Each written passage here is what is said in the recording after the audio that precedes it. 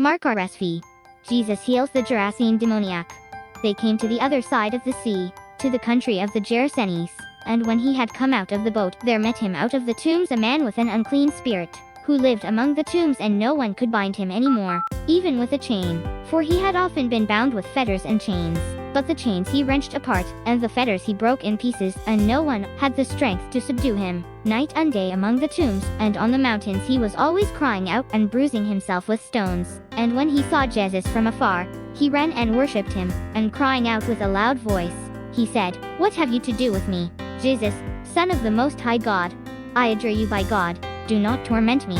For he had said to him, "Come out of the man, you unclean spirit." And Jesus asked him, "What is your name?"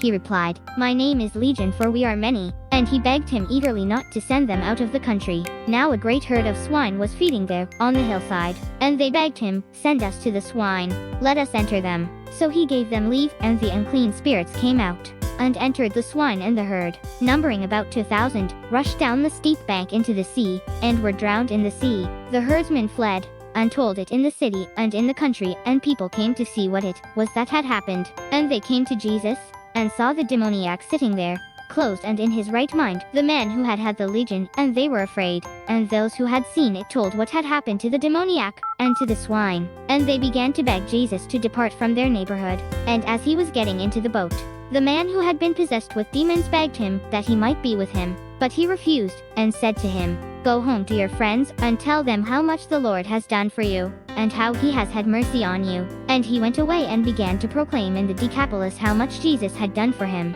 And all men marveled. A girl restored to life, and a woman healed.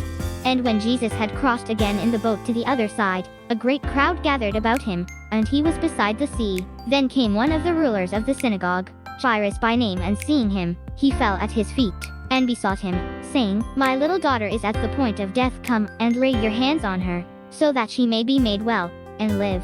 And he went with him, and a great crowd followed him, and thronged about him. And there was a woman who had had a flow of blood for 12 years, and who had suffered much under many physicians, and had spent all that she had, and was no better but rather grew worse. She had heard the reports about Jesus, and came up behind him in the crowd, and touched his garment. For she said, "If I touch even his garments, I shall be made well." And immediately the hemorrhage ceased, and she felt in her body that she was healed of her disease.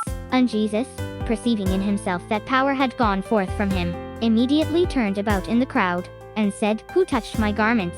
And his disciples said to him, "You see the crowd pressing around you, and yet you say, 'Who touched me?'" And he looked around to see who had done it. But the woman, knowing what had been done to her, came in fear and trembling, and fell down before him, and told him the whole truth. And he said to her, "Daughter, your faith has made you well. Go in peace, and be healed of your disease." While he was still speaking, there came from the ruler's house some who said, "Your daughter is dead. Why trouble the teacher any further?" But ignoring what they said, Jesus said to the ruler of the synagogue, "Do not fear, only believe."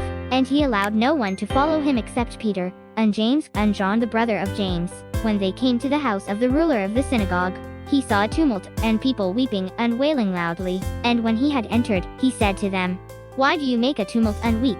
The child is not dead but sleeping." And they laughed at him. But he put them all outside, and took the child's father and mother, and those who were with him, and went in where the child was. Taking her by the hand, he said to her, "Talitha kumi," which means, "Little girl, I say to you, arise." And immediately the girl got up and walked. She was 12 years of age, and they were immediately overcome with amazement. And he strictly charged them that no one should know this, and told them to give her something to eat.